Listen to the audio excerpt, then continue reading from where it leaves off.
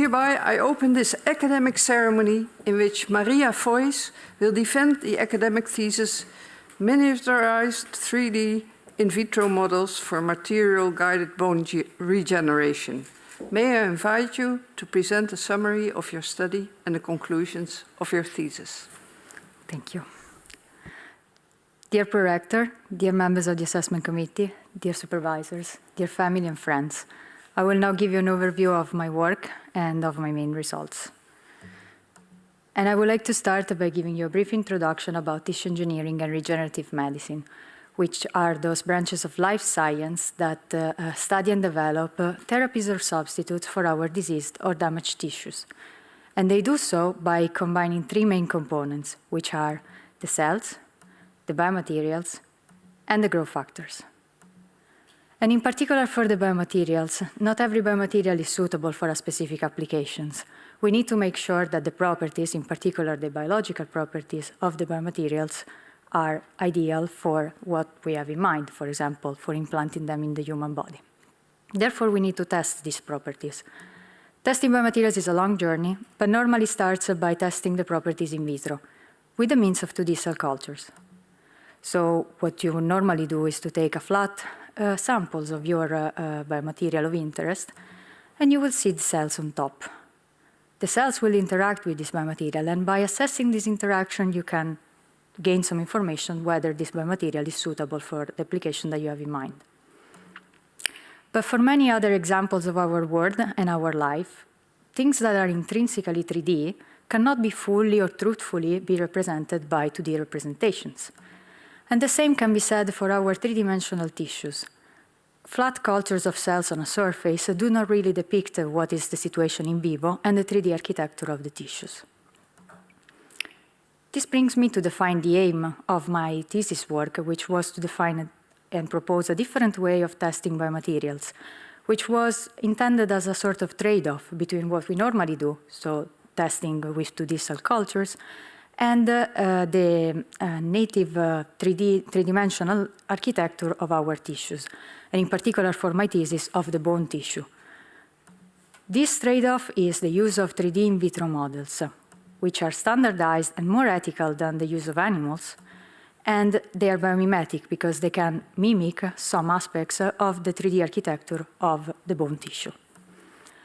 In chapter 2 of my thesis, I particularly focused my attention on a specific category of these in vitro models for bone, which are the miniaturized ones, meaning at the sub-millimeter scale. As you can see, there are many options to look into, but they all have similar positive characteristics for us, which are reported here on screen.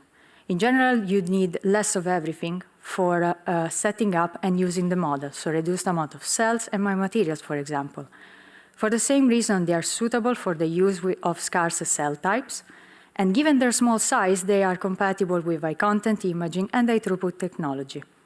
Specifically for bone, the sub-millimeter scale is suitable to mimic some aspects of bone physiology. For most of the chapters that I'm going to show you today, I chose to use the cell spheroid aggregate model, which is basically when the cells come together and self-assembly into a spheric ball-like structure. And what can we do with this model? So what I wanted to do first, and I did in chapter 3, was to assess whether this model was suitable for testing properties of biomaterials in contact with cells, so cell biomaterials interactions, in 3D. So what I did was to combine cells and micro-sized biomaterials into hybrid spheroids and look into some interaction between these two components. I did this for a small library of biomaterials that you normally would encounter for tissue engineering of bone, and I used microthermoformed microwells to form these aggregates. As you can see, we can produce many of them at the same time, which is nice because it increased the throughput of the experiment and of the culture. And their shape is hemispherical, meaning that it exploits both gravity and physical confinement to form these cell biomaterial aggregates. By using this model, we could assess a cell adhesion onto the micro-sized biomaterials, the spheroid size and shape, the material-induced cell death, the cell metabolic activity, their proliferation, and their osteogenic differentiation. we use this model with two cell types, the human mesenchymal stem cells and a cancer cell from human, so the human osteosarcoma cells. The take-home message by using this model is that this model can be used to detect the effect of the biomaterial properties, quantity, and exposure times in 3D. In chapter 4, I wanted to explore this concept even further by testing biomaterial functionality. And first of all, I needed to have a material that had a function. To do so, I had some particles from PLGA, which I coated with a nanocoating of mesoporous silica nanoparticles, which were loaded with glucose. Glucose because it's this molecule that is essential for cell metabolism. And by combining, again, these functional materials with the cells into hybrid spheroids, we wanted to see if the materials were releasing the glucose inside the spheroid and what was the effect of this release. We did this in two possible scenarios, so in normoxia, normal oxygen, and in hypoxia, in an oxygen-depleted atmosphere. What we saw is that we could form homogeneous spheroids and that indeed the MSNs, the mesoporous silica nanoparticles, were releasing the glucose into the spheroid. And this was improving the cell viability in the hypoxic conditions. In chapter 5, instead, we shifted our focus from what we can do to how we can do. This because everything that I showed so far is the product of endpoint results, endpoint experiments, sorry. Meaning that for gaining data, I had to sacrifice my culture and for further analysis. So here, what we thought of doing was to have a different way to looking at the culture, to monitor the culture in a non-invasive way through the use of electrical impedance spectroscopy. This is not only a non-invasive, non-destructive monitoring technique, but this also offers a higher time resolution of the analysis. And this works so that you have your culture to which you apply a set of electrodes. In between this set of electrodes, there's going to be applied a difference of potential, which will generate a current, an ion current. Your culture will respond to this current with a characteristic impedance, which you can measure and gain some information regarding the status of the culture. So the first thing that we needed to do was to first fabricate an housing where to perform our experiments, which you see now on screen, which was designed to accommodate a microwell array because we need to form the spheroids. These microwell arrays were microporous to allow the ion flux to go through from one electrode to the other. And what we did first was to understand whether the system could detect the presence of spheroids at all inside the chamber, and whether it could distinguish if the culture was 2D versus 3D. And finally, we also attempted to look into whether the system could understand if the spheroids were only formed by cells or if they were a combination between cells and micro-sized biomaterials. So what we could see was that the formation and culture of spheroids in the bioreactor was possible, and that this is indeed a monitoring way that is non-destructive to look at spheroids over time. The whole system is transparent, and therefore we could also perform some correlative imaging.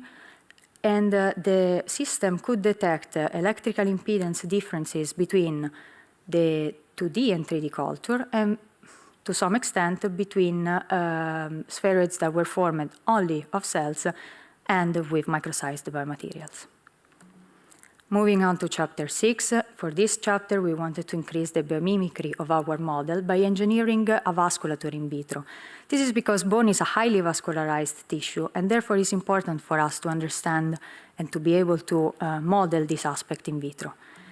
Again, we used a system of microwells to model this in 3D.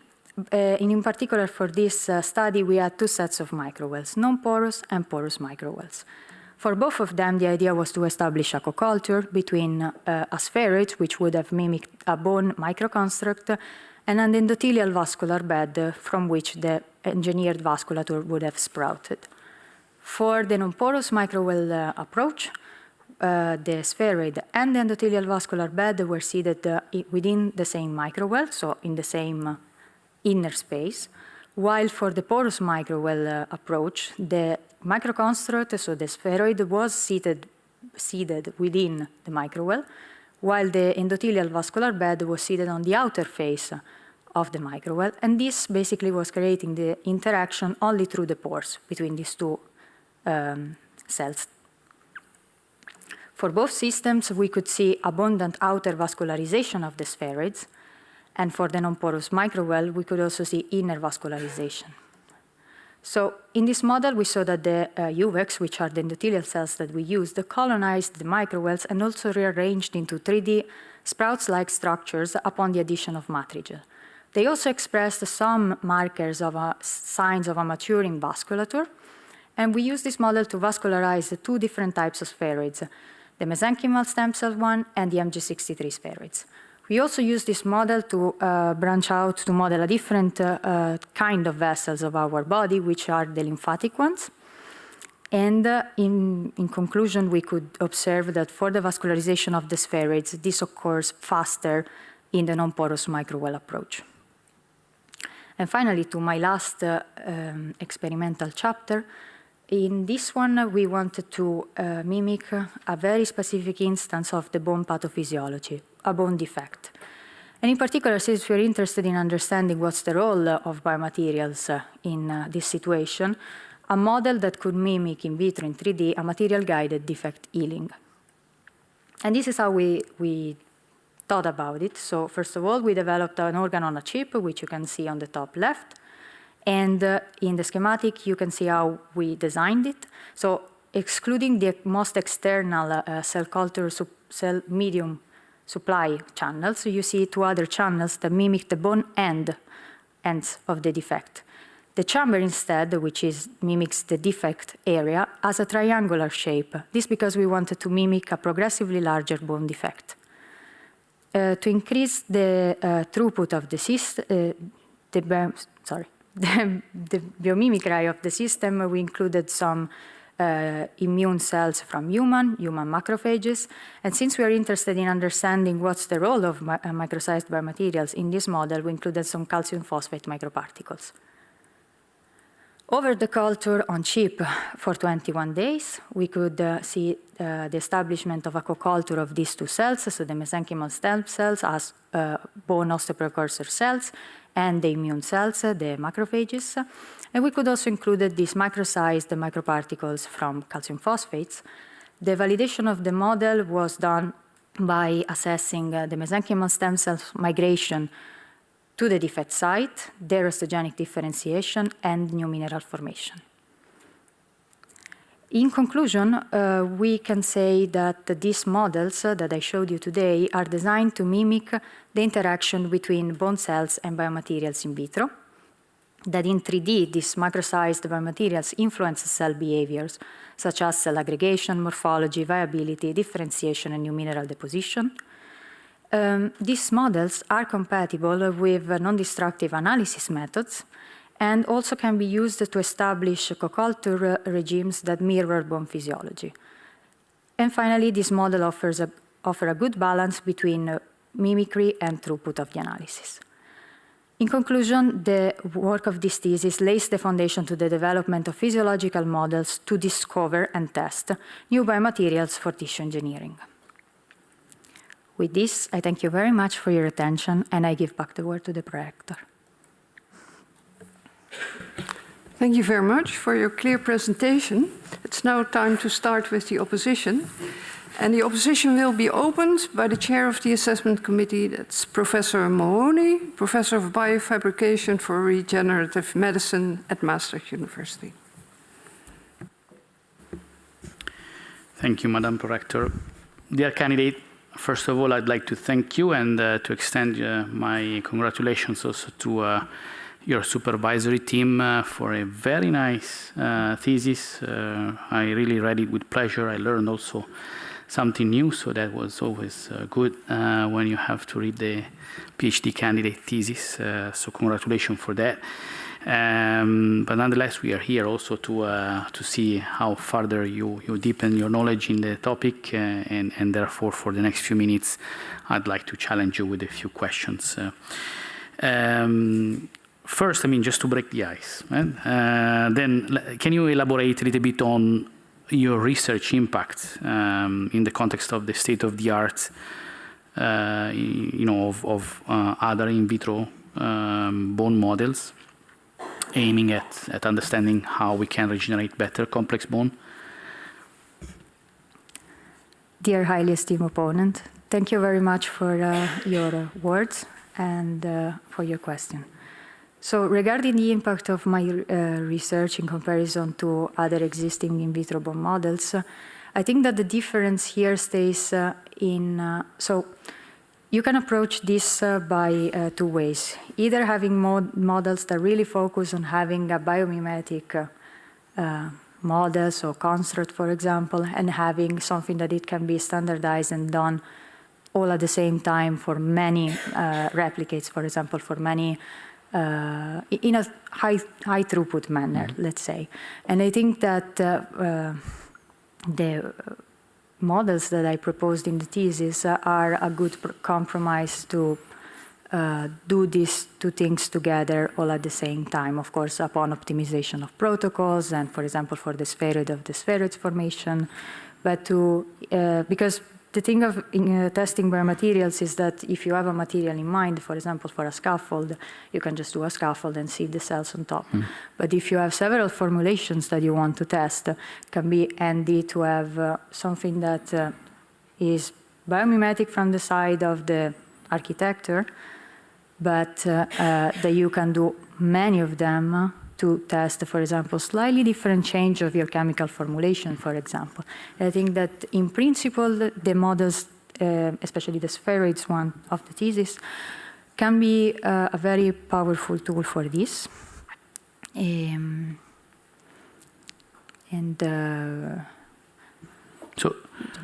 So more from a, if I understand correctly, you are really opening up now the bone tissue engineering field by providing a set of tools that allow to study a number of different parameters at the same time, like in a screening manner. Yes, but also there are also other applications in which this can be useful. For example, for instances that you need a 3D architecture by using animals will give you a mismatch, for example, or if you absolutely need to use humans, well, at some point you need to use human cells necessarily, but yeah, instead of having the flat culture of cells, to include the complexity of a 3D architecture in vitro before, for example, going on animals for testing new therapies, or varying the formulation and testing all of them at the same time. Okay, good, thank you. So with this in mind, if I would be a user of what you have been developing, when should I use a mini bone model when in fact most of the time in the case of bone does its job relatively well by itself, right? Unless actually we come to very large bone defects. So when should I use can you give me an advice? When should I use your mini bone model when normally I would think of an external intervention when maybe we have a much larger defect of more than a centimeter in size? Well, for example, if you're testing a completely new biomaterial, like, okay, it's true that if you are we're talking about critically sized defects, so we're not talking anymore about mini bones, but you might first want to see what's the interaction with osteoblasts or with osteocytes, which it's in one of the scarce cell types that I mentioned, for example, because if it has an adverse effect, you would like first to check this in vitro instead of going directly, for example, for an animal or something like that. And so imagine that now with your system I would be able to test, well, I should not imagine, I should know actually, how many different conditions are you able to test? So for the spheroids, if you consider, for example, a 24 well plate and one of the largest sets that we have for the micro wells, you can do up to 7,000 that's a lot, spheroids. Spheroids. Assuming that all of them has a spheroid, because then, So you have 7,000 plus minus different conditions, and then you test. Sorry. And then you test, well, plus minus, let's say, right? Roughly, in the order of thousands. Okay. And then you have, and then, okay, I mean, you make your experiment. Maybe indeed you test different biomaterial composition or architecture of a biomaterial as you were now elaborating, and you have a champion, right? A champion condition. Mm-hmm. What's going to be next, the next step? I mean, how can I be sure that that condition would be something that I can use in a clinical study? You will need to go necessarily in animals eventually after this. But, I mean, I would say that ruling out all the rest is already something to, decrease the amount of resources that you need.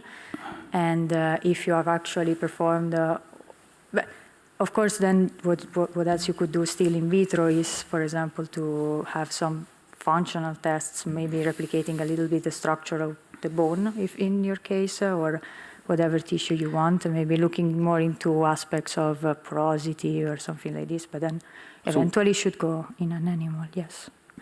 But would you also envision one day that we could do this from mini to macro, and then maybe avoid even the use of animal studies? Because in bone there is also this dichotomy that what happens in vitro, not always, we don't always see it in vivo. Well, there will need to be so much more research, for example, on the systemic response, on the immune response in vitro with that, and then maybe, but excluding completely the use of animals, I see it. It's difficult for now. For the moment, yeah. Which is a nice bridge to the next question that I have, actually, which is a little bit of a frivolous question. It's on chapter 7, if I remember correctly. In this, I think you also showed the same scheme in your presentation. I think we can see it at page 184 of your thesis. Is this trapezoidal or triangular cartoon that actually depicts the geometry of your bone-on-chip device in the end. So just a curiosity here, why triangular or trapezoidal shape? Why, is this how bone typically breaks? No, not at all. I think that hardly ever you have such a precise geometry of anything that breaks, and normally would be more like segmental, just separated, and there's a rectangular, let's say, in between. No, this is because the idea was to mimic within the same chip progressively larger bone defects. So from the tip of the chip, that it's a very small defect because the two ends are not touching, but they're far away, maybe 300 microns, from a distance that is way bigger, I think 5 millimeters, something like this maximally. So that was the idea of having the progressively larger trapezoidal. So to kind of study at different stages of a bone fracture, what would be the impact of your cells in co-culture, right? Because you also there have the MSCs plus the macrophages that are indeed one of the main components of when a bone fracture would occur. All right, let me stay with the geometrical conditions then, but then I change chapter to chapter 6. And here also I was a little bit curious about the use of these porous membranes, right? And the fact that you have this nice curvature. What have you also thought of looking at the effect of different curvatures on your model? Would that be something of interest or not relevant at all? That is a very good question. I think it would be. I think it would be very interesting, but I have to admit that no, the curvature was really. It was more to have it in a 3D setting from each pore, because the pores are everywhere. So if you imagine the spheroid like that, the sprouting will occur from everywhere. So the idea was to have not only from a surface that comes up or down, but everywhere around the spheroid. So the impact of the curvature, I would assume it definitely has an impact, but I didn't look into that. And still, I mean, you mentioned now that this was nice for having the pores all across the well, but you also see quite some enhancement of vascularization with the non-porous materials. Do you have a reason why that is the case? Yes, actually, I think that we even see more vasculature in the non-porous one in comparison to the porous. I think because the micro well does a sort of barrier between these two constructs, and therefore it's true that there are the pores, but that are the only accessible points for the endothelial vascular bed to once reach the spheroid, while in the non-porous one, they are seated together in the same micro well, and therefore upon the addition of Maastricht gel, because it's a very important point, the sprouting is almost immediate, in minutes. Yeah. So should I, when should I use in the future a non-porous system? Would you recommend? Because I mean, still intuitively, I would imagine that I would always want to have pores to have a better connection between what is outside and what is inside, generally speaking. But would you also recommend me like maybe a specific tissue condition where non-porous membranes could be still of interest? Well, the non-porous ones, I think they are of interest when you need a quick vascularization of something. Okay. For example, for implantation purposes later on, for a delivery of spheroids or something. If you need a vascularized tissue, I think that you can reach it faster with the non-porous. With the porous, however, you can control this interaction, so you can actually let's say, in a certain way, direct how much vasculature of your spheroid you will get according to how big are the pores, how the pore density in the film. So it's an extra level of control for that. Clear. Thank you. Thank you so much. I'm very much satisfied with the answers. I give back the word to the Madam Prorector. Thank you, Professor Moroni. The opposition will be continued by Dr. Kalita, from the Department of Oral and Maxillofacial Surgery and Special Dental Care at the University Medical Center in Utrecht. Thank you, Madam Chair. First of all, congratulations on completing this very interdisciplinary and interesting thesis. I read it with a lot of interest and pleasure, and I really like the many pretty images from the SEM and the confocal. Also, congrats to the whole support team for this. And my interest was actually sparked by one of the things you state on page 1112. And maybe one of the paronyms can first read, starting at the bottom of page 11 to mimic EO until the top of table 1, so 2 sentences.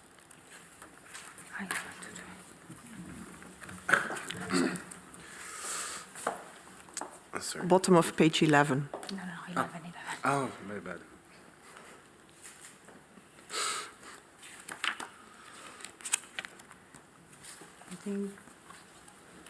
I don't remember anything. To mimic EO, like the very last part of the last line. Oh, sorry. To mimic EO in macro tissues, cartilaginous aggregates, often with a hypertrophic phenotype, are produced. Next sentence. Yep. Upon in vivo implantation, these organoids mature and promote bone formation in ectopic or critical size long bone defects, indicating the potential of the EO strategy for creating mini bones in vitro. Thank you. So I was wondering, so my interest was sparked a lot by the endochondral ossification, which is one of my hobbies, as you may know. And I was wondering how this EO potential that you mentioned, that you observe in vivo, actually translates to an in vitro mini bone model. Dear esteemed opponent, thank you very much for your kind words and your question. So if I understood your question, you asked me if we can mimic the endochondral ossification in vitro? Or Yes, that's what you state here. So I was wondering how you would do that. It says the potential of the EO strategy for creating mini bones in vitro. How would you do that? Yes.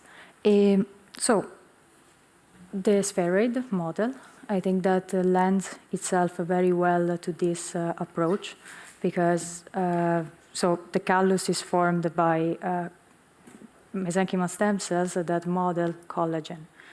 And this modeling of collagen from the mesenchymal stem cells happens in 3D by collagen deposition that then mineralize during the endochondral ossification. And it can definitely happen with the use of spheroids.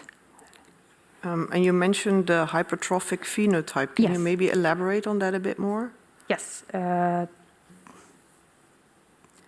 hypertrophic phenotype is the latest stage of differentiation of the chondrocytes. So basically when I'm not exactly sure of the terminology, but they sort of push to the plate of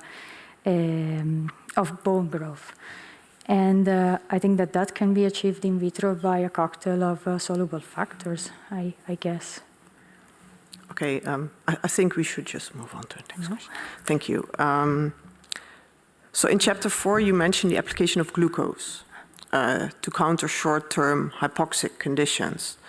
Can you elaborate on this a bit more? Like how far along can we scale up the size or the culture duration when we would use glucose in the cultures? Yes. So chapter 4. Yes. Yes. The choice of glucose. So first of all, yes. Our glucose in the release of glucose was very fast for our experiments, and therefore I think that for increasing or varying the duration of the glucose release, we would need to do further experiments and further optimization. But for us, it says that we could observe the release of glucose for 24 hours, but then after that, the effect of glucose could be not detected, nor when we measure it with the spectrophotometer, the signal was just steady, so everything was released. So we would need to prolong the culture and prolong the release. We would need, for example, a coating or some other strategies to prolong the release in the spheroids. So how would you then, if you would extend maybe the amount of glucose via a coating or something, how large do you think we can go? How much glucose can we load? Yeah, or how big can we make the culture, or how long could we culture under hypoxia? Could that be like 28 days, for example? If you want all the differentiation and processes to happen, maybe in your model, would that be possible, you think? Well, I would need to speculate here because we didn't do it, so I'm not exactly sure if we could achieve 28 days. But so first of all, we could tune the porous structure of the mesoporous silica nanoparticles to have more pores. So in principle, we could already load more of the glucose inside. However, this wouldn't help much because there is a burst release of this glucose. So necessarily in combination with this, we would need to apply something to slowly release. For 28 days, I think it's a bit of a stretch. Also depends on how big is the spheroid, because if you want to make very big spheroids, then you can load more material and therefore probably more glucose. But you would need to consider many things to make sure that this actually goes up to 28 days, I would say. Can you name an important limitation of using glucose, for example? If you would do 28 days, what problem could arise if you have so much glucose and it's consumed a lot? Like in metabolic terms? There's going to be problem with metabolism of the cells and with the products of this metabolism in the culture of the cells. And how would you counter such an effect in the culture? So if there's a lot of lactate produced, would you need to do a lot in the culture to help it survive? Well, for sure, you could do some media change in order to remove the waste of your spheroids, definitely. But also, I think that it would be actually the best option would be actually to control this release in order that is precisely what the cells need. We made some calculations to make sure that the release of glucose it's lower than what the the maximum theoretical consumption of the cells, the amount of cells that we have in the spheroids, but they were reasonable values for their survival. Of course, if we load too much more, then there would be just the consumption.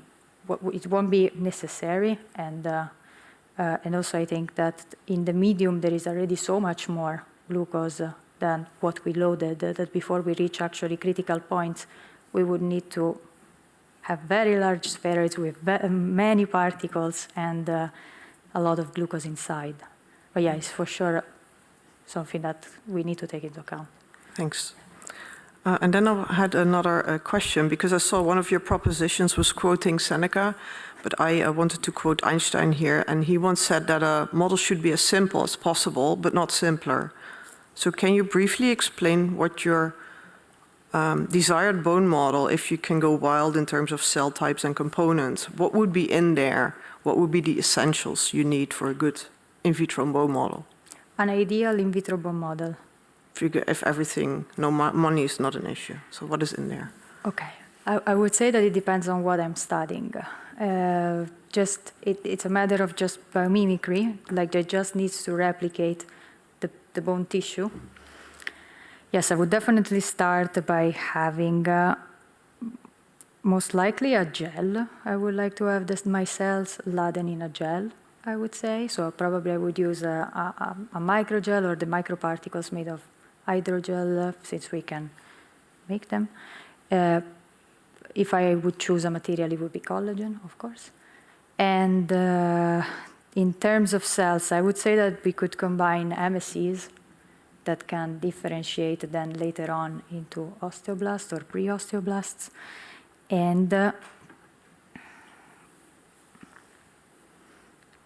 And of course, we need bone resorbing cells. So either the osteoclasts are ready or some precursors of the osteoblasts, like monocytes or something like that. Of course, it needs to be simple. I would go directly with the already differentiated cells. So it's a little bit easier instead of differentiating them in vitro. And then I would go with a cocktail of soluble factors to allow it to progress towards the bone mineralization and differentiation. So I would start with that. Then if we would like to add on top other levels of complexity, we can go way beyond, like vascularization is a very important aspect of mimicking bone in vitro. Definitely vascularization as a second step. Okay, so maybe enough for a second PhD then. Yeah. Okay.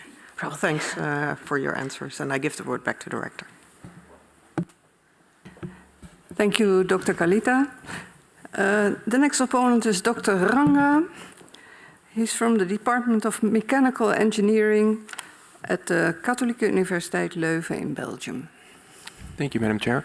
So I would like to join everyone also in to congratulate you, dear candidate, on a beautiful thesis.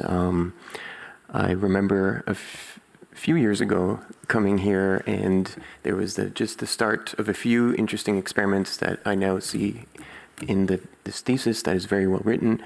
And then a few years later, now you've really taken that problem of building models, bone models, into very interesting new directions. And I'd like to also thank the supervisory committee, or congratulate the supervisory committee on very nice work. Okay, so you're building bone models, and in most of the thesis you start from human mesenchymal stem cells. And in the introduction you speak about how these ultimately become different cell types of the bone. But why always start with mesenchymal stem cells? Why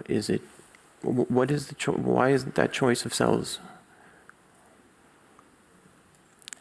Highly esteemed opponent, thank you very much for your words and your question.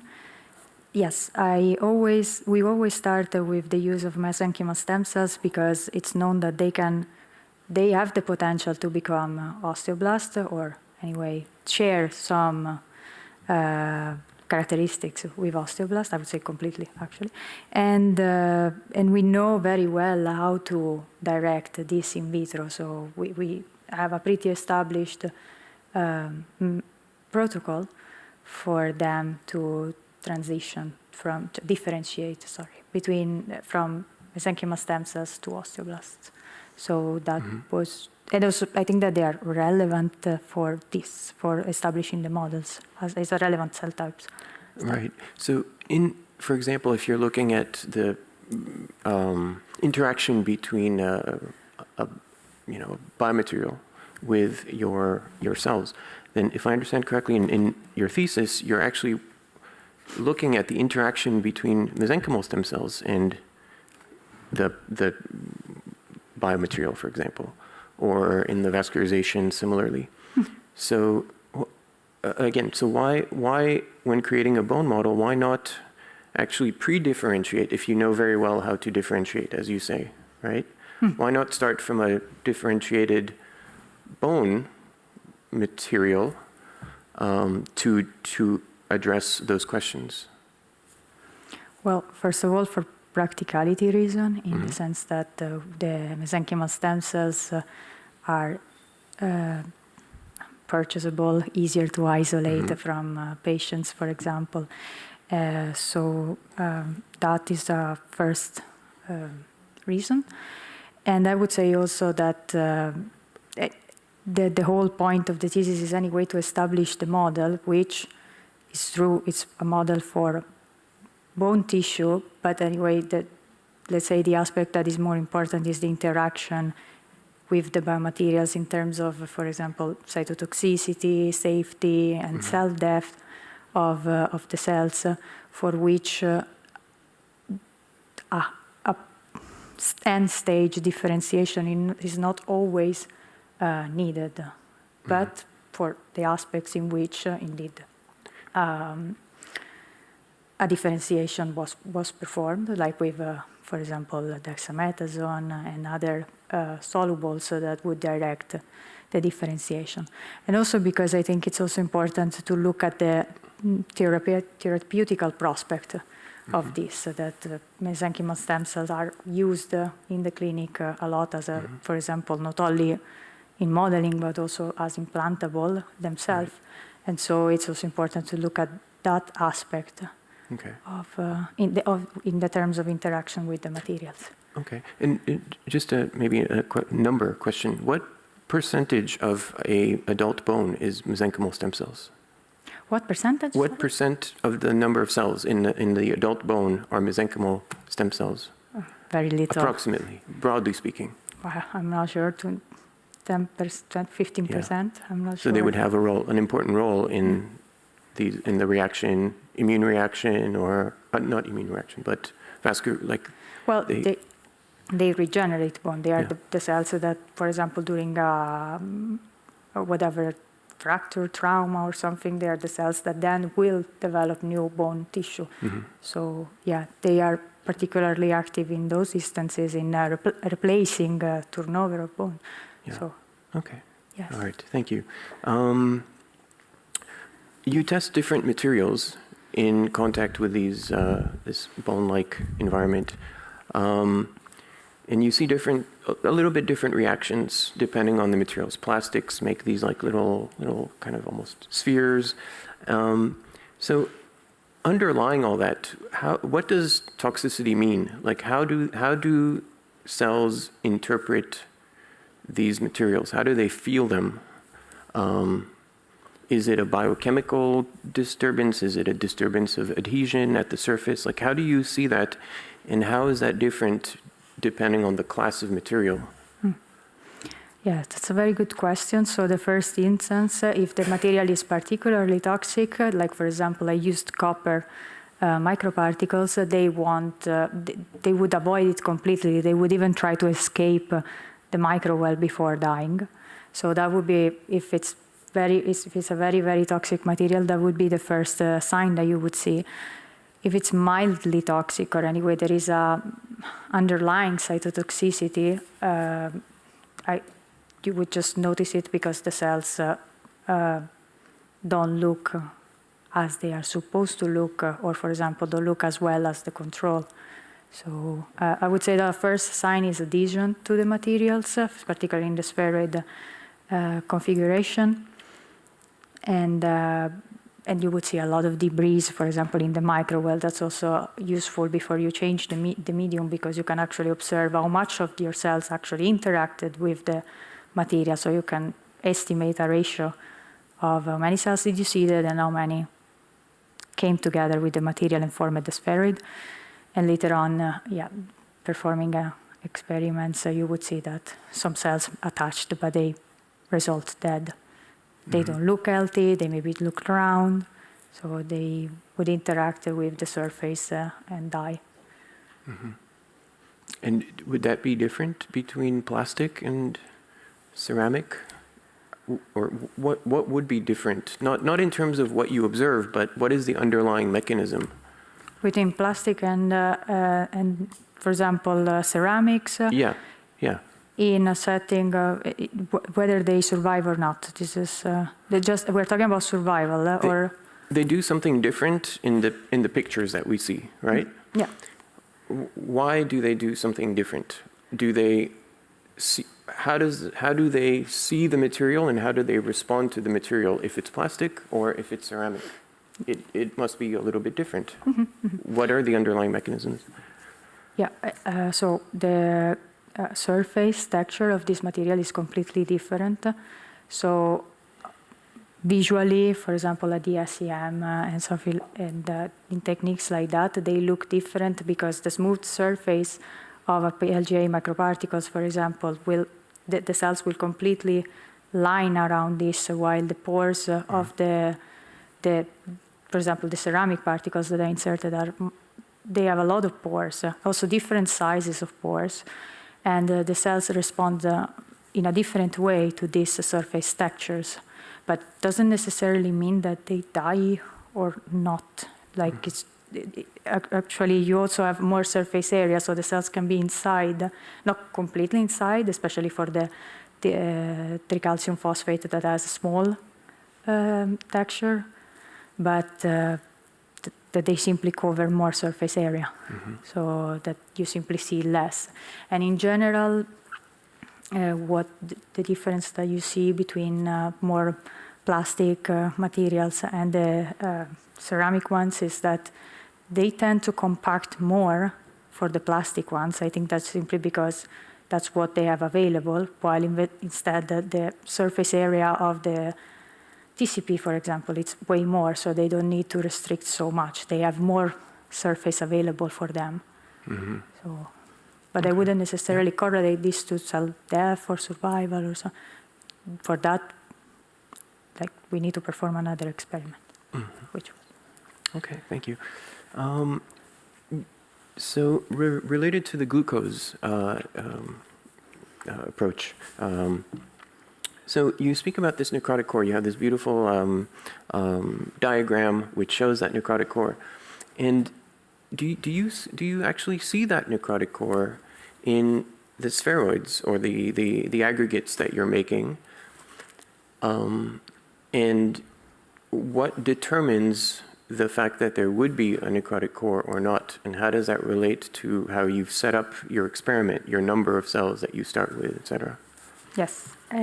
So first of all, on the question of whether I see this or not, for the small spheroids, it's really hard to say whether there is a necrotic core. Also, there's not supposed to be, because generally a necrotic core is for spheroids that are bigger than our small spheroids, so the ones that are formed with 5,000 cells per spheroid. In the bigger spheroids, however, you can definitely see that, first of all, there are more dead cells, and I am, how to say, I wouldn't necessarily call it a core, but there is definitely way more cells dead inside the spheroids. Yes, but they are distributed. Would you change how you've set up the experiments? Like, would you have more cells, perhaps, and retrospectively, to make the effect of your glucose release technology more evident? Yes, but I think I would change cell type because the mesenchymal stem cells compact super much. They in the spheroid configuration, no matter how many cells you put, no matter it's a stretch. No, at some point probably yes, but I put up to 20,000 cells. I don't think that their data are in the TIS, but I put up to many cells, and they, after 48 hours, are very small. Okay. And this is the experience that also other colleagues of mine share. So I would probably go more for something that produces less extracellular matrix, compact less than the mesenchymal stem cells, maybe for a cancer line or something, and many other cells, yes, many more cells. But with the mesenchymal stem cells, at this point, after performing the experiments with larger spheroids, I'm not so sure because they should be double the size, and they roughly are, but they compact very quickly. So I would definitely choose a cell type that is a bit relaxed in the spheroid configuration. Okay, so. Great, thank you. So as any good thesis, it opens up more questions than we have time to ask for. So let's move on. Thank you. No, we have to continue. Okay, thank you. Thank you, Dr. Ranga. We come to the last opponent. It's Professor Rosado Balmayor, Professor of Experimental Orthopedics and Trauma Surgery at RWTH Aachen. Thank you very much, Madam Prorector. My congratulations to the candidate for this fantastic thesis and to the supervisory team. It's very interdisciplinary and very enjoyable to read and a lot of work. So my congratulations for that. I would like to ask one of the para-nymph to read preposition number 3.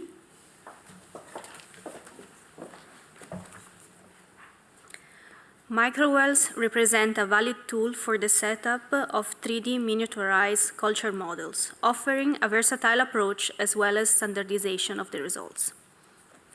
Thank you very much. Can we use the microwells to study other tissues than bone regeneration, for instance, cartilage? Highly esteemed opponent, thank you very much for your kind words and your question. For example, cartilage, you said.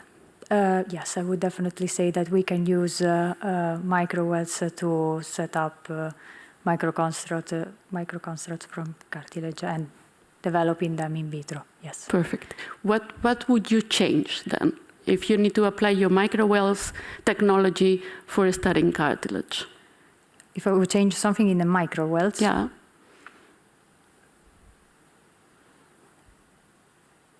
Do you think that I can just take exactly the same system that you developed for bone, same cell sort, just directly to study cartilage?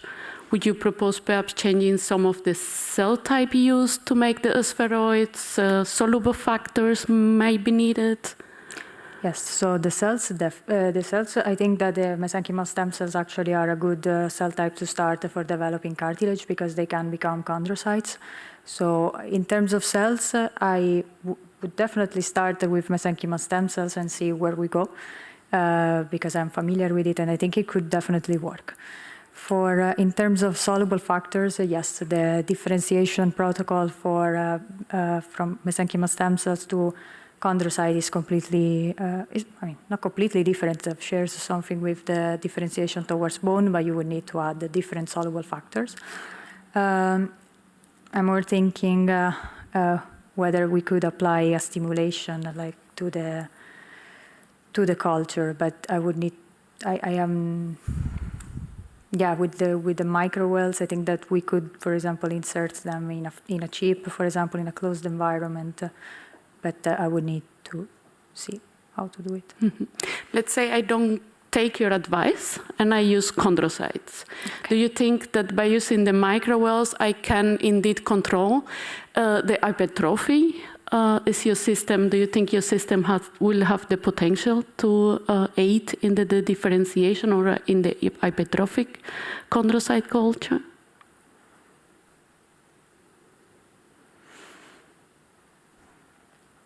I think it depends on which stage do you want to set this up. I would say for an initial culture, this could definitely work, but probably you would need a more functional model later on, I would say. But I wouldn't exclude it completely, but I'm actually...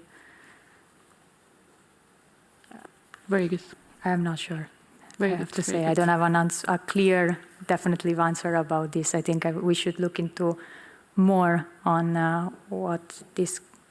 if this is applicable in the system of microwells. Very good. Now moving a little bit along to the chapter 4 and the glucose utilization.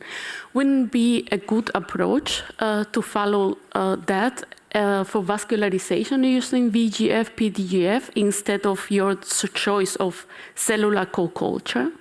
Absolutely. It actually was one of our ideas at the very beginning to have a co-culture with the addition of VGF inside the pores.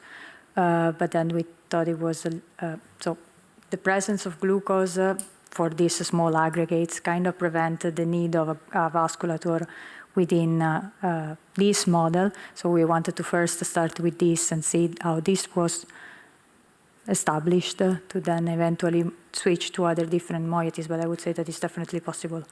Yeah. Very good, and I think you show clearly very well the formation of the vessels and the angiogenesis in your model.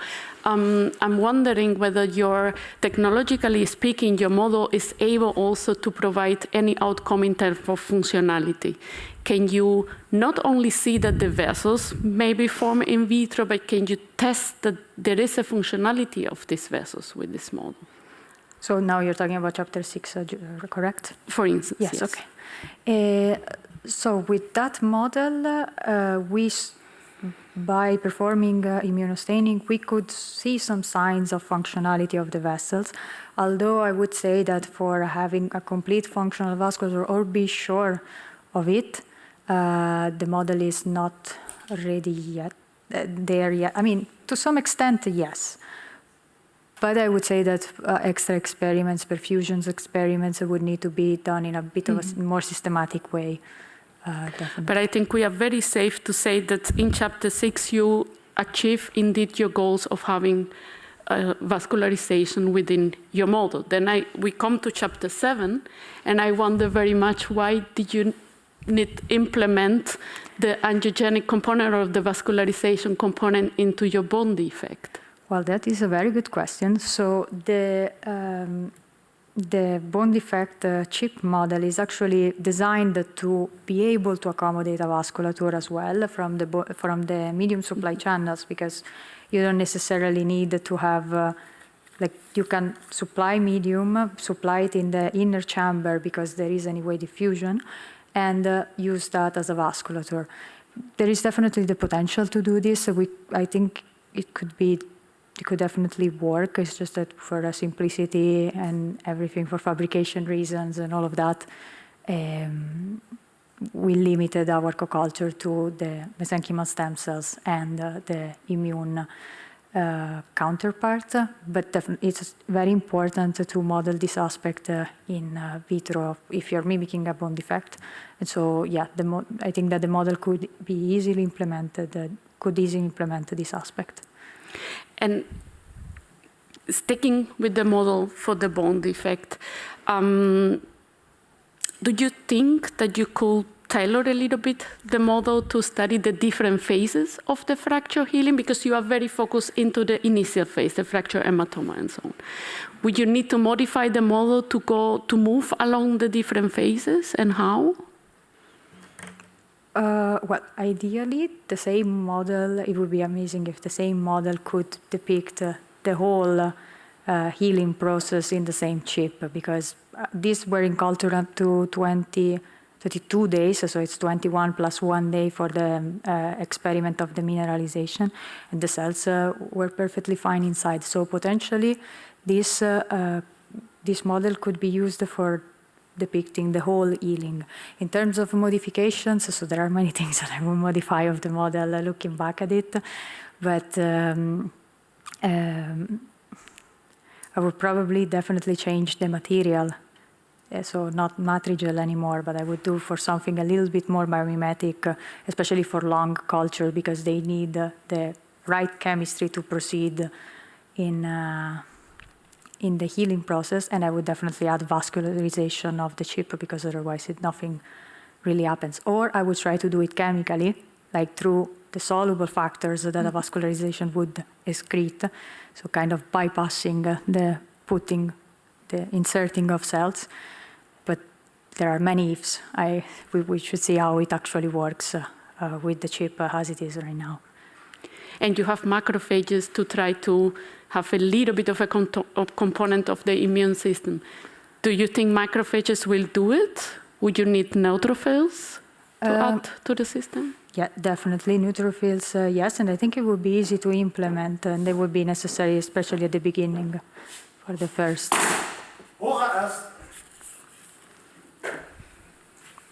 For the first 48 hours.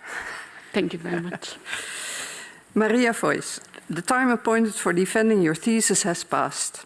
The degree committee will now withdraw and discuss the quality of your thesis and your defense. I request that you and your company await the results of our deliberations and our return in this room.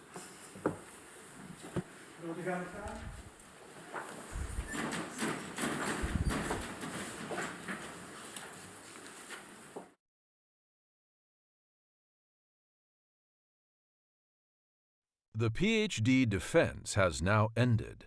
The degree committee will debate the candidate's performance behind closed doors. This process usually takes about 10 minutes.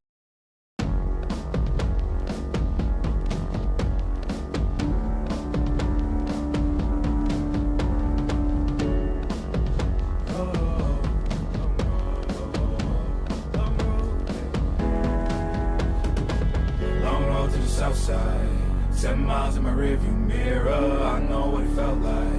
My goal's only getting clearer. East side to the west side. No place like home. If it's questions that you've got, go the extra mile and die.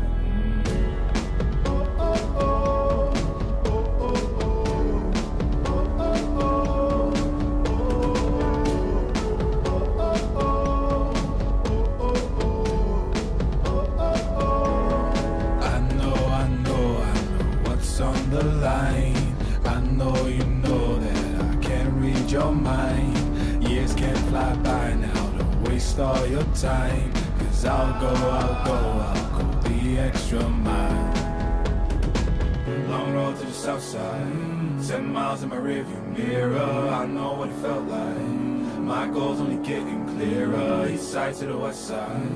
No place like home. If it's questions that you've got, go the extra mile and die. On the dash, got my laces tied. Long road, I don't waste no time. Break rules because fate decides. With the team and we chase the light. I make a move, fall down, shake it off. I hate to lose, bad branch, break it off. No room for negativity, praise and love. Prepare for deep part cause we're taking off. Take the mileage, traveling so far from home. Gathering knowledge, other connections. I put the time in to get everything I ever hoped for. It's a challenge and we all in. It's a better future that we go for. And even though these nights seem long, I know that I am never on my own. Know you won the battle once you've grown.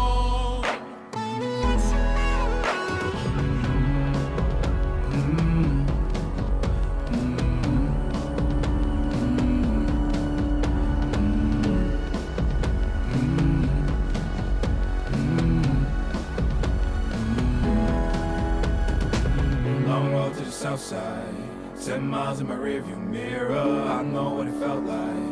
My goal's only getting clearer. East side to the west side. No place like home. If it's questions that you've got, go the extra mile and die. Long road to the south side, 7 miles in my rearview mirror. I know what it felt like. My goal's only getting clearer. East side to the west side. No place like home. If it's questions that you've got, go the extra mile and die.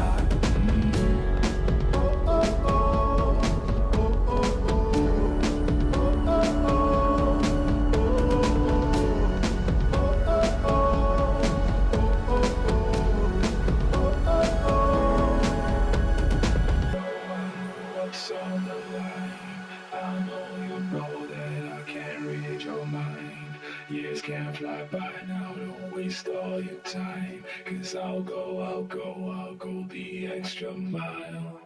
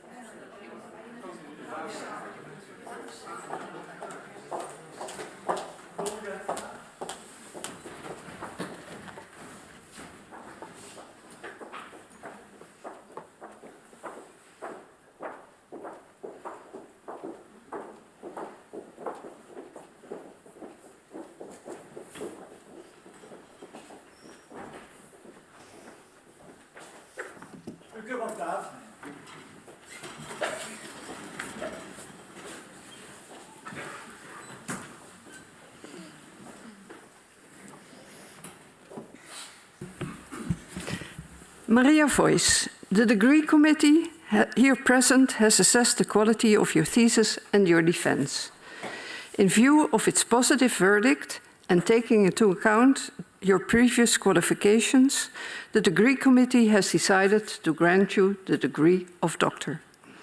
Professor Habibovic is authorized to confer upon you this academic distinction in accordance with Dutch university custom. I invite your supervisor to now take the floor.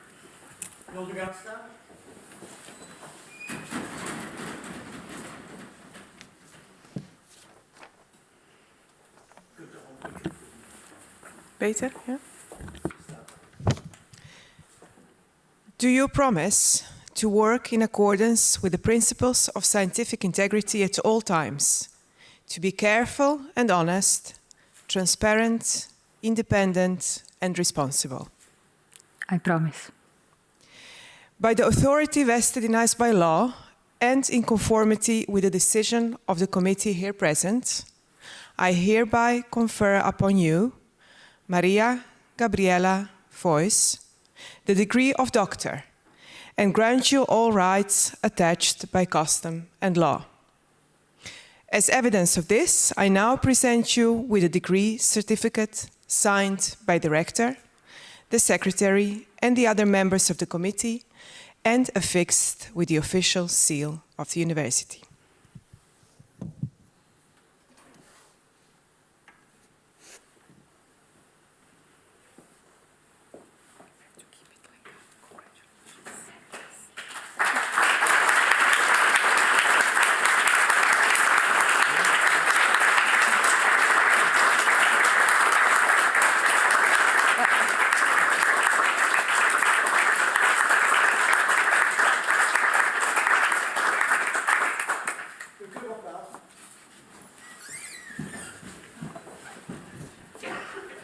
The laudatio will be given by Professor Truckenmüller.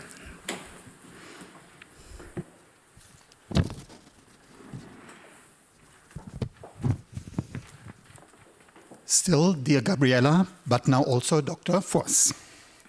It is a pleasure for us and for me to congratulate you on your doctorate. This is a great achievement. To get to the point where you are here and today, this was a long journey. For your supervisors, the journey began even earlier than when you started with us in 2016 under the title Regeneration on Chip, Designing and Testing Biomaterials and Cell-Based Regenerative Therapies in Next-Generation Microfluidic Cell or Tissue Chips, and along concepts developed by your supervisor, Pamela Bibovic, we filed a project initiative for the European Interreg Grant Scheme. The initiative was selected for development into a full proposal. This happened not so atypical for the scientific field during Christmas and New Year break 2016 and 17. We then made it through the first and two application rounds, and with a little bit of luck, fortune is with the brave, also through the second. When the project was granted, we hired 2 people on it. One was Alexander Gutenplan, an American-British postdoc that turned out to be a former captain and winner of the UK's University Challenge TV quiz show. And the other was you, Gabriella. Soon after your start with us, your first study was designed, the drafting of which happened in the social Merlin kitchen area. The feasibility study on the assessment of cell-material interaction in 3 dimensions through dispersed co-aggregation of microsized biomaterials into tissue spheroids. That was our proposition for screening in early biomaterials R&D. In the manuscript, you present biomaterials testing in full 3D and with the possibility to adjust cell material ratios or concentrations. The latter has similarities to drug testing and is not possible in classical 2D settings. In the study, you managed the nanoliter dosing and handling of microparticles from materials with different properties, including quite different specific weights. This was done in thermoformed microalgae, pioneered by his supervisor Stefan Gieselbrecht in his doctoral project at that time. Initially, or still, this study was your, Gabriella's, most favorite one. Actually, the opposite. As for the demonstration, well-known conventional biomaterials were considered to be suitable to start with. You, however, were much more interested in smart bioactive materials. Later, your research was published in the very nice journal Small from Wiley and obviously attracted attention in the community. It was again in the kitchen area where your study before bone defect on a chip was initiated. There, a triangle culture chamber of a chip allowed the screening of a range of defect sizes. For the project, you extended the in-house limits of our lithographic and replication process in the chip fabrication, and then very well managed the challenging handling of culture medium, hydrogel, ceramic particles, and 2 cell types in communicating adjacent compartments of the chip. Together with Alex, there was a very friendly and fruitful collaboration with our academic project partner at the University of Hasselt, which resulted in a joint manuscript on the real-time monitoring of the formation and culture for hybrid cell microbiomaterials ferrets using electrical impedance spectroscopy, which is ready for submission. Nice memory snapshots of these days include consortium meeting, also hosted by our project partners at UH Hasselt and KU Leuven, revealing a very good team spirit of the consortium. At the time, also your co-supervisor, Niloufar Tamashebi, could involve herself more and more into the project, help with the reporting, and then also with the co-supervision.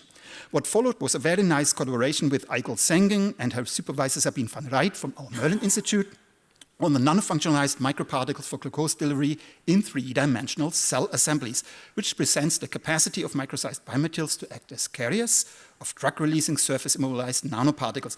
During this study, you demonstrated your capability to co-work with researchers from other fields, in this case with great collaborators from the nanomaterials and chemistry field. Your cooperative effort was rewarded with the publication ACS Applied Materials and Interfaces. Guided by Niloufar and partly by me, you accepted the challenge of preparing a review article on mini-bones, miniaturized bone in vitro models. By being much more selective, you succeeded to transform an initially rather comprehensive and extensive manuscript into a compact but still very informative article, which is also enjoyable to read. Despite some existing review material at the time, you obviously could convince the editor of Trends in Biotech from Cell Press and the reviewers with a novel, fresh perspective on this trending subject. Now, last but not least, based on initiative from Niloufar and the technology of endothelialized thermoformed membrane cavities pioneered also by Stefan, you made first steps towards the in vitro vascularization of 3D cell aggregates in microwells with integrated vascular beds. For this, you thoroughly designed and optimized the technical culture environment in terms of substrate porosity and bulk ECM to satisfy the conflicting needs of sprouting vascular cells and sprout maintenance, as well as the integrity of the targeted spheroids from mesenchymal stromal cells. A successful proof of concept study with the potential to allow the fully parallel vascularization of thousands of spheroids one day, it found its home in Elsevier's Materials Today Bio. Congratulations again, Gabriella, on your great achievement, the rich thesis, and today's instructive presentation, and good scientific discussion during the opposition. You have been a valuable professional and social team member, and your contribution to our science extends beyond the end of your PhD project. We would be more than happy to continue some cross-border collaborations with you in the future. I would like to extend my congratulations to, and at the same time thank very much the other members of the supervisory team. We would also like to thank the other internal academic collaborators, Professor van Griensen, Mr. Song, Dr. Lopez Iglesias, and Dr. Knops, and all the Merliners, and our external academic collaborators with the consortium, Professor Thulen, Dr. Dorman, Dr. Aranga, Professor Mamori, Dr. Freund, Dr. Mickers, and Dr. Eberle, and our industrial collaborators. Thank you to the members of the assessment committee, its chair, Professor Moroni, and its other members, Dr. Gavlita, Dr. Ranga, and Professor Rosado Balmayon. For the critical reviewing of the thesis, writing the reports, preparing and joining these defense, and for the interesting scientific discussions during the same, and the prorector of this defense, Professor Van Bach, for chairing it. We would also like to thank the Paranymphs, the Beetle, and also all the team from the Miniaturized, the technical team. Last but not least, thank you to the funders of the project, Intellect Flanders Netherlands, the Dutch Department of Economic Affairs, the province of Zuid-Holland, and the province of Limburg. And would, of course, like to congratulate you, Gabriella, and your family and partner. She did very well, and you can be proud of her. So I'm nearly done. The end of a journey is often the beginning of something new, and you're already on another journey underway, now as a postdoctoral researcher at the biotech team at RWTH Aachen University. For this, we wish you all the best, also generally for your professional and private life. But now celebrate this memorable moment with your beloved ones. And with that, I give the word back to the prorector.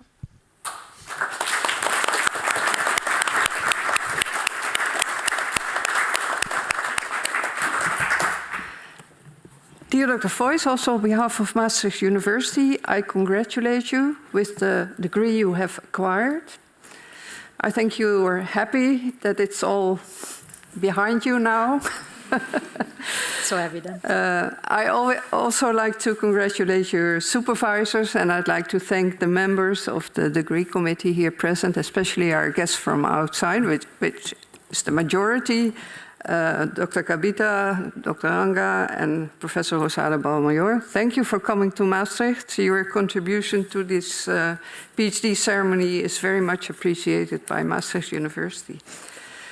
I can tell you that the committee was quite happy with the way you defended your thesis. You have shown expertise in a broad field that is covered by your thesis, and that's difficult because you cover many different areas.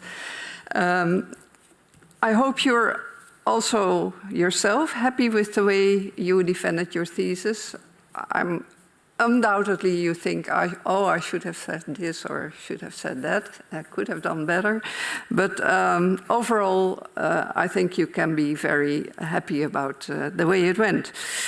So now it's time to relax, enjoy the rest of the day, and I wish you a lot of success in your further career. And with this, I close this academic ceremony.